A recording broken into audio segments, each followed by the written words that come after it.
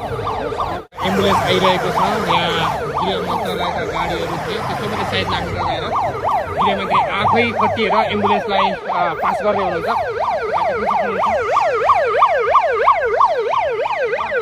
गृहमन्त्री आफैले एम्बुलेन्सलाई पास गर्दै हुनुहुन्छ। त्यति बेला एम्बुलेन्स सडक जाम भएको कारणले गर्दा एम्बुलेन्स पास गराउनलाई गृहमन्त्री आफै खटिनु भएको छ।